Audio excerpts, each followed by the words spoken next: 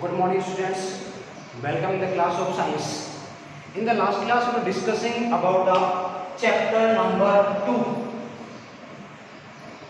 Chapter number 2 and our topic was classification of elements. Listen again. Brief description of the classification of elements. Elements are of three types: metals, then non-metals, then metalloids. Metalloids. Listen once again. Metals are those elements which have the tendency of losing electrons. Non-metals have the tendency of gaining of electrons. Metalloids behave like metals as well as non-metals. सुनेगा फिर से एक बार. Metals की electron lose करने की tendency होती है, non metals की इलेक्ट्रॉन गेन करने की टेंडेंसी होती है. तो कह सकते हैं मेटल्स पे पॉजिटिव चार्ज आएगा जब वो लूज करेंगे, यानी मेटल्स जो होते हैं वो इलेक्ट्रो पॉजिटिव एलिमेंट होते हैं. हम बात करें नॉन मेटल्स की, नॉन मेटल्स गेन करेंगे तो इन पे नेगेटिव चार्ज रहेगा. मेटलॉइड्स की बात करें तो मेटल और नॉन मेटल दोनों की तरह बिहेव करेंगे, यानी सिंपली हम कह सकते हैं कि उन पे जनरली तो कोई चार्ज नहीं रहेगा, यानी वो न्यूट्रल फॉर्म में है. लेकिन जब वो मेटल की तरह बिहेव करेंगे तो उन पे पॉजिटिव चार्ज आएगा, नॉन मेटल की तरह बिहेव करेंगे तो उन पे नेगेटिव चार्ज आएगा. फिर उसके बाद हमने बात करी थी physical properties. Physical properties of metals and non metals. Even metalloids की हमने डिस्कस कर ली थी कल की क्लास में. आज हम नेक्स्ट टॉपिक यहाँ पे लेने वाले हैं. तो देखिए नेक्स्ट टॉपिक हम यहाँ लेने वाले हैं वो है आपका compound. Compound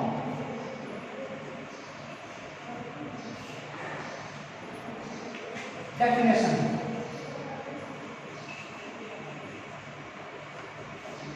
now listen to me. Compounds are those substances in which two or more molecules are combined with each other in a definite proportion. Listen again. Compounds are those substances in which two or more molecules combine with each other in a definite proportion. यानी कि मान लीजिए AB हमारा कोई compound है. अब AB कैसे बना? A प्लस B, यानी आपने A और B को कंबाइन किया तो हमारा जो कंपाउंड बना वो यहाँ पे है AB. अब होगा क्या यहाँ पे?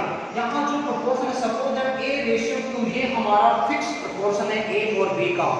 तो आप इसको इसी प्रोपोर्शन में लेंगे तो यहाँ पे AB आपका बनेगा. It means when A and B are in the ratio of 1:2 then AB will be formed. यानी ये जो रेशियो आप देख पा रहे हैं ये रेशियो आपका डेफिनेट रहेगा. एक प्रॉपर एग्जांपल, सुटेबल एग्जांपल लेके अगर अपन बात करें, यू नो H2O वाटर, कैसे हम वाटर को बनाएंगे? H और O का क्या यहाँ पे डेफिनेट रेशियो रहेगा? तो देखिएगा आप लोग, H:O. आप देख पा रहे हैं H2O में H के 2 एटम्स हैं तो यहाँ पे H का रेशियो होगा 2. O 1 एटम यहाँ पे है तो O का रेशियो रहेगा 1. इट मींस 2:1 अगर आप लेंगे H और O का तो यहाँ पे आपको वाटर मिलेगा. एक और एग्जांपल अगर अपन देखें NH3, जो NH3 ammonia, NH3 is known as ammonia. तो यहाँ पे देखिएगा क्या होगा, N और H का रेशियो हमें यहाँ पे लेना है. तो देखिए N चेक कीजिए, आप कंपाउंड में रट्टा नहीं लगाना, कंपाउंड को चेक करके भी रेशियो फाइंड आउट कर सकते हैं. देखिएगा NH3 में N1 रेशियो, H के 3 एटम है तो यहाँ पे रेशियो आपका रहेगा 1:3. ओके, NH3 में N और H का 1:3 आप लेंगे तो वो आपका बनेगा अमोनिया. एक और एग्जांपल अगर अपन ले यहाँ पे CO2, carbon dioxide.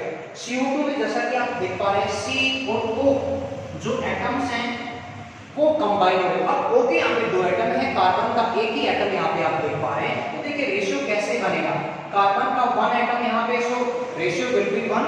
2 atoms of oxygen are care, so 2 of O atoms. Okay, you can say the ratio of carbon and oxygen in CO2 will be 1:2. 1:2 आप लेंगे कार्बन और ऑक्सीजन का, तभी आपको CO2 मिलेगा। देखिए कहने का मतलब ये है कि अगर आपने मान लीजिए 1:3 रेशियो लिया CO का, तो वो क्या बनेगा आपका, आपका CO3 बनेगा, वो CO2 थोड़ी ना होगा। यानी कंपाउंड आप जितने भी देखते हैं उन सभी में जो रेशियो है, जितने मॉलिक्यूल्स वहां पे हैं उनका रेशियो एक बार जो हो गया वो फिक्स है, आप उसमें चेंज नहीं कर सकते हैं। NaCl की बात करें, कंपाउंड है NaCl is an ionic compound, Na/Cl जैसा कि आप देख पा रहे हैं 1:1 तो ही NaCl बनेगा। आपने Na का तो ले लिया 1, Cl के आपने ले लिया 2, तो वो आपका NaCl नहीं होगा भाई जी, NaCl नहीं बनेगा। ओके, तो इस तरह से बहुत सारे कंपाउंड्स अपन देखते हैं। अब एक सिंपल मैं क्लासिफिकेशन आपको बताना चाहूंगा कंपाउंड्स को लेके, देख लीजिए एक बार इसको। Okay, classification of compounds.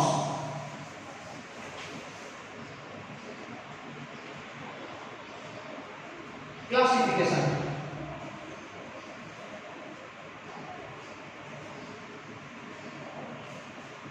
simply compounds are of two types.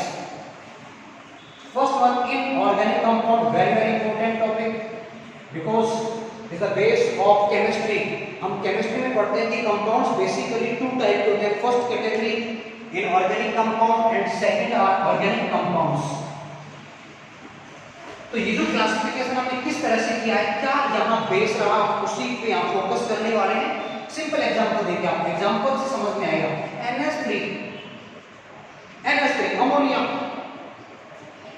we are saying inorganic compounds is ammonia, it means now we can define it, those compounds which lacks the carbon atoms, those compounds which lacks the carbon atoms are known as inorganic compounds। ऐसे compounds जिनमें carbon atom absent है, carbon है ही नहीं। आप देख पा रहे हैं NH3 में एक N है, 3 यहाँ पे H की एटम है। और भी एग्जांपल आप देख सकते हैं, H2O की बात करें, H2O is also an inorganic compound। क्या आप देख पा रहे हैं कार्बन यहाँ पे है, नहीं है। तो जहां जहां कार्बन नहीं होगा उन कंपाउंड्स को अपन नाम देंगे इनऑर्गेनिक कंपाउंड। अब आपको ऑर्गेनिक को समझने में बिल्कुल भी प्रॉब्लम नहीं आने वाली है। Just opposite to the inorganic compounds are known as organic compounds. For example, simple example मैं आपको बताना चाहूंगा, CH4 पढ़ा होगा आपने छोटी क्लास में। हम बात करते हैं मार्स गैस की। What is marsh gas? CH4 is known as marsh gas, name methane. CH4 is known as methane. आप देख पा रहे हैं कार्बन यहां पे है, it means CH4 is an organic compound. This was a simple classification of compound. Compounds are of two types: inorganic compounds which lacks carbon atoms, organic compounds which contains the carbon atoms. Carbon जहां होगा organic compound होंगे, carbon जहां पे नहीं होगा वो आपका inorganic compound होगा। Okay. Next topic of the chapter, and next topic is mixture.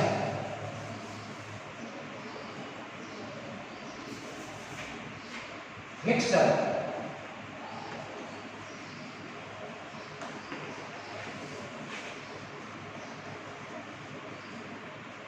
First of all, definition.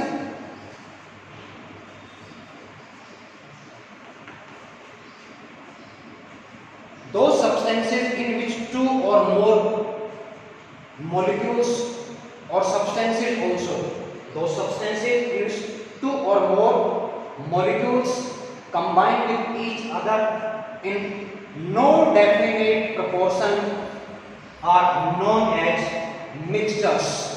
For example, sugar plus water, sugar plus water। आपने वाटर ले लिया बिना किसी मेजरमेंट के, आपने शुगर ले लिया बिना किसी मेजरमेंट के, कोई रेशियो आपने वहां पे डिसाइड नहीं किया है, तो ये आपका होगा मिक्सर। बनेगा क्या? Sugar solution, and we can say sugar solution is an example of a mixture. इसी तरह सिंपल एग्जांपल आप एक और ले सकते हैं, सोल्ट प्लस वाटर। आपने सोल्ट को ऐड किया है वाटर में, वो भी आपका क्या बनेगा? सोल्ट सॉल्यूशन मिक्सर होगा। और एग्जांपल अपन ले सकते हैं जो कि अपन डोमेस्टिक यूज करते हैं, घरों में भी यूज करते हैं। हम बात करें अगर टी, हमने घर पे टी बनाई है, अब टी को बनाने में देखिए आप कौन कौन से इंग्रेडिएंट्स काम करेंगे, milk plus water plus tea leaves plus spices जो भी हम काम में लेते हैं वो तो होंगे। मेन जो इंग्रेडिएंट यहाँ पे होने वाले हैं, ब्लैक टी आप बना रहे हैं, मिल्क प्लस वाटर प्लस यहाँ पे आप लेंगे टी लीव्स। यहाँ हमें मान लीजिए हम कप मेजर करके बना रहे हैं, लेकिन वहां जो क्वांटिटी आप टी लीव्स की लेंगे वो पूरी तरह से रेशियो की फॉर्म में नहीं होगी। यानी यहाँ जो आप एडिशन करेंगे, जो ऐड आप करेंगे इंग्रेडिएंट्स को, वो आप जो है कोई रेशियो की फॉर्म में थोड़ी लेंगे। हाँ, हम मेजर कर लेंगे कि हमें 3 कप्स ऑफ टी बनाने, तो उसके अकॉर्डिंग अपन मिल्क काम में लेंगे, उसके अकॉर्डिंग अपन शुगर काम में लेंगे, लेकिन रेशियो नहीं रहेगा कि आपने 1 रेशियो ये लिया है, 2 रेशियो आपने जो है मिल्क के लिए हैं, वो रेशियो वहाँ डेफिनेट नहीं रहेगा। यानी अपन यूँ कह सकते हैं मिक्सचर में जो सब्सटेंसेस ऐड करके सॉल्यूशन जो बनाया जाता है उनका रेशियो फिक्स नहीं होता है। Okay, now the next topic is based है types of mixture. Next is types of mixture. Types, basically mixtures are of 2 types, very easy topic. First one, homogeneous mixture, and second one, heterogeneous mixture.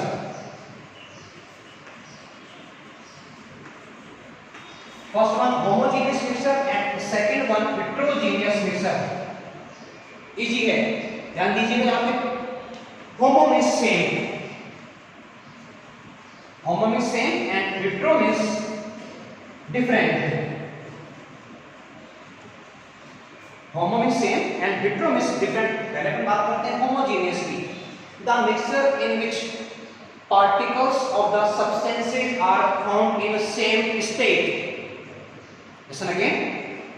Those mixture in which the particles of substances are found in a same state are known as homogeneous mixtures.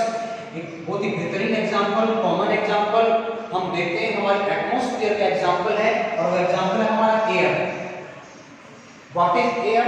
Definition की बात पूछी जाती है, छोटा सा question बनता है exam के लिए। What is air? Define the air. Now we can say a homogeneous mixture of various gases. You know various gases are found in air, N2 plus O2. Other gases are also here, CO2. And gases are also there. Simply we can say a homogeneous mixture of various gases is known as air. It means air is a homogeneous mixture. Second example, sugar plus water. Sugar plus water, आपने sugar को पूरी तरह से dissolve कर दिया है water में, यानी वहां जो स्टेट बनेगी सेम स्टेट का मतलब है आप जब शुगर को मेल्ट करेंगे, आपने वाटर में मिक्स किया, ऐड कर दिया, मिक्स कर दिया है, तो वहां अब कोई कंडीशन जो स्टेट है, डिफरेंट कंडीशन डिफरेंट स्टेट वहां पे नहीं रहेगी। सारा का सारा जो सॉल्यूशन आपका बनेगा मोल्टन स्टेट वाला होगा, जहां हमें एक ही स्टेट नजर आएगी, और वो स्टेट क्या होगी? Liquid state. अगर आपने मिक्स कर दिया तो स्टार्टिंग में आपने ऐड किया, हम जैसे शुगर को ऐड करेंगे वाटर में तो इनिशियल स्टेज में हमें पार्टिकल्स नजर आएंगे, और वो पार्टिकल्स सॉलिड होंगे शुगर के, लेकिन वाटर के लिक्विड फॉर्म में स्टार्टिंग में वो हेटेरोजेनियस लगेगा, लेकिन जैसे हम कंप्लीटली डिजोल्व कर देंगे शुगर के पार्टिकल्स को, फाइनल जो हमें ऑब्टेन होगा solution, it will be homogeneous in the nature. Okay, next example of heterogeneous mixture. Different state यहाँ पे होने वाली है। सिंपल हम एग्जांपल की बात करें, मिल्क। आप मिल्क को देख के आपको लग रहा होगा सर मिल्क को कैसे आप हेटेरोजेनियस कह सकते हैं कि वहाँ एक ही स्टेट हमें नजर आ रही है जो कि केवल लिक्विड स्टेट है, लेकिन हम इसको पूरी तरह से एक्सपेरिमेंटली वेरीफाई कर सकते हैं। हम मिल्क से कर्ड बनाते हैं, उस कर्ड से बटर मिल्क और बटर बनाया जाता है, यानी मिल्क जो आपका लिक्विड फॉर्म में है उस लिक्विड फॉर्म को हमने कन्वर्ट किया सेमी सॉलिड फॉर्म, जिसको हमने कहा कर्ड। इसका मतलब डिफरेंट स्टेट आपने यहाँ देखी है, यानी मिल्क से कर्ड बन रहा है, स्टेट लिक्विड तो नहीं है, सेमी सॉलिड। हाँ, अब जब बटर को थोड़ा सा हीट देते हैं तो वो भले लिक्विड फॉर्म में आ जाए, लेकिन जैसे उसको आप फ्रीज करेंगे हम जब ठंडा करते हैं, घी की अपन बात करें, तो वो आपका सॉलिडिफाई होगा कि नहीं होगा? डेफिनेटली होगा। ऐसा शुगर सॉल्यूशन के साथ नहीं है, इसलिए यहाँ लिक्विड फॉर्म रहेगा, ये होमोजेनियस है। मिल्क आपका हेट्रोजेनियस में काउंट होगा। एक और एग्जांपल की बात करें, blood. Blood is also an example of A heterogeneous mixture. हालांकि इसको एक नाम और दिया जाता है, कोलोइडल मिक्सचर भी इनको कहते हैं, क्योंकि वहाँ जो पार्टिकल्स होते हैं उन पार्टिकल्स का साइज काफी छोटा होता है। लेकिन सिंपली आप याद रखें, milk and blood are heterogeneous mixture because we can separate their ingredients easily. आपने देखा होगा, सुना होगा, एक डिजीज होती है डेंगू। डेंगू डिजीज जो होती है उसमें पर्सन में प्लेटलेट काउंट कम हो जाता है, यानी प्लेटलेट्स का नंबर लगातार डिक्रीज होता चला जाता है। और अगर कंडीशन ये कंटिन्यूसली बनी रहेगी तो उस केस में पर्सन की डेथ भी हो जाती है। डेंगू डिजीज यानी प्लेटलेट काउंट कम हो गया है। प्लेटलेट काउंट कम होने की वजह से वहां जो है पर्सन की डेथ हो जाती है। इसलिए क्या किया जाता है, डेंगू का ट्रीटमेंट करने के लिए प्लेटलेट काउंट को इंक्रीज किया जाता है। आपने सुना होगा, गोट के मिल्क को भी डॉक्टर जो है रिकमेंड करते हैं इनटेक करने के लिए। टेनोस्पोरा, जिसको कि अपन गिलोय कहते हैं, वो भी जो है डेंगू की डिजीज में काफी हेल्पफुल रोल प्ले करती है। तो हम ये कह सकते हैं कि ब्लड के कंपोनेंट्स को हम सेपरेट कर सकते हैं, यानी आरबीसी है, डब्ल्यूबीसी हमारी है, प्लेटलेट, इन तीनों को पूरी तरह से सेपरेट किया जा सकता है। और प्रोसेस जो हम काम में लेते हैं उसको नाम देते हैं सेंट्रीफ्यूगेशन। सेंट्रीफ्यूगेशन की प्रोसेस से हम ब्लड के तीनों इंग्रेडिएंट्स को इजीली सेपरेट कर सकते हैं। तो ये आप ध्यान रखें, ब्लड एंड मिल्क। और मिल्क से हमने सेपरेट कर लिया कर्ड को, बटर मिल्क जिसको अपन छाछ कहते हैं, बटर मिल्क, घी, बटर जो कि बनेगा आपका, वो भी सेपरेट होगा सेंट्रीफ्यूगेशन के मेथड से। Okay, this was the complete account of mixture. Later on we will discuss tomorrow. If you have any doubt, difficulty, problem, then you can send me your doubts via WhatsApp. Thank you.